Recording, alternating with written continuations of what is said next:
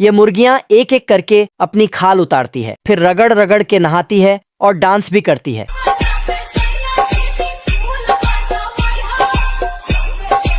बत्तख उनको नई खाल पहनाती है। रोटी खा लो। उसके बाद बत्तख उन सबको खाना देती है। ये देना। तो मुर्गियां उसे खाने लगते हैं। खाना होने के बाद बत्तख फिर सभी मुर्गियों को वापस घर लेकर आता है और रास्ते में उन सबको गाने भी सुनाता है। अच्छा, ठीक है। मुर्गियां घर के अंदर आती है तो बत्तख उनके लिए गाना बजाती है। मुझे जाने दो। गाना के साथ फुल जोश में तबला भी बजाता है।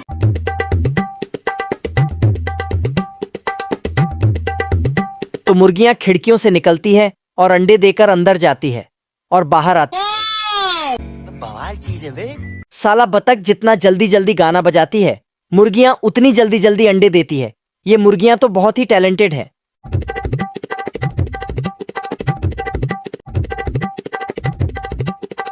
बत्तख इन सब की अंडों को नाप तोल करता है। गजब। फिर बत्तख मुर्गियों को उनके घोंसले तक पहुंचाती है। चलो। उसके बाद बत्तख सभी अंडों को लेकर मार्केट में बेचने चली जाती है। एक गिर जाता है तो उसे पकड़ लेता है। बत्तख अंडों को बेचने के लिए अंदर जाता है तो इधर लोमड़ा घात लगाकर बैठा है। मौका पाते ही अपनी सारी औजार उठा के मुर्गियों के घर तरफ चल देता है। फिर अपना औजार निकालकर छेद करने लगता है। मुर्गियां ये सब देखते ही हमारा घर, हमारा द्वार, हमारा। बत्तख मुर्गियों की आवाज सुनकर 100 के स्पीड से आती है। अंदर आकर बोलती है, कौन है बे? लेकिन बत्तख दौड़कर आकर देखा तो ये छपरी लोमड़ा है। अच्छा बेटे, टिकटॉकी हो। चुपके से आगे आता है और उसके थैले से कुछ निकलता है। लेकिन फिर वापस आता है तो इसके दिमाग में एक दो आइडिया आता है। बत्तख कुत्ते के पास आता है। हाँ भाई सुन ना, सामान लेके पहुँच और बंदे लोग को भी कॉल कर दे। मेरे को इस बार रिक्स लेने का ही नहीं है, बिल्कुल रिक्स नहीं लेने का। लेकिन कुत्ता साफ साफ मना कर देता है। फिर सुअर के पास जाता है। अम्बा अम्बा अम्बा अम्बा कम्बा कम्बा। लेकिन सुअर अपने बच्चों को दूध पिला रही थी तो ये भी मदद करने से इनकार कर देती है। बेकार है भैया। फिर इसको तीसरा आइडिया आता है। भागते हुए जाती है और पानी में कूद जाती है। पानी के अंदर आके मछली से बोलती है, टूट गया मैं तो अब। ये कैसे हो गया? लेकिन मछली पानी से बाहर आ ही नहीं सकती थी तो मदद कैसे करती। तो वह अकेली छापरी लोमड़ा से मुकाबला करने जाती है। इधर लोमड़ा सभी मुर्गियों को पकड़कर झोले में भर रहा था। तभी बत्तख पीछे से आकर उसकी पूंछ खींचने लगती है। अबे साले।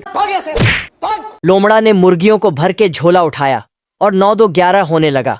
बत्तख गुस्से से उठता है और घोड़े से भी तेज भागने लगता है और पेड़ में सुरंग बनाकर निकल जाता है। इधर लोमड़ा मुर्गी का काम तमाम करना चाहता था, लेकिन मुर्गी कुल्हाड़ी को ही पकड़ लेती है। फिर मुर्गी भाग जाती है। बत्तख आती है और कुल्हाड़ी लेकर जाती है। इधर लोमड़ा मुर्गी के पीछे भाग रहा था। लोमड़ा मुर्गी को पकड़ लेता है। तभी बत्तख आती है तो फिर से मुर्गी फरार हो जाती है और लोमड़ा भी जान बचाकर भागने लगता है, लेकिन पेड़ पर जाकर टकराता है। बत्तख छापरी लोमड़ा के पीछे नहा धोकर पड़ जाती है। लोमड़ा जाकर पेड़ में चढ़ने लगता है, लेकिन बत्तख पेड़ को ही काटने लगती है, जिससे पेड़ छोटा हो जाता है और लोमड़ा ग्रेविटी को चकमा देकर भागे जा रहा था। तभी लोमड़ा को ख्याल आया। बत्तख लोमड़ा के ऊपर कुल्हाड़ी फेंक दिया तो कुल्हाड़ी लोमड़ा के पीछे भागने लगा। रास्ते में पेड़ आते हैं तो पेड़ को भी काट देते हैं, जिससे लोमड़ा का पूंछ दब जाता है और लोमड़ा बत्तख ने लोमड़ा की पूंछ का झंडा बनाया। आप कहाँ थे ज्ञानी बाबा? अगर आपको ये वीडियो थोड़ा सा भी पसंद आया हो तो एक प्यारा सा कमेंट जरूर करना।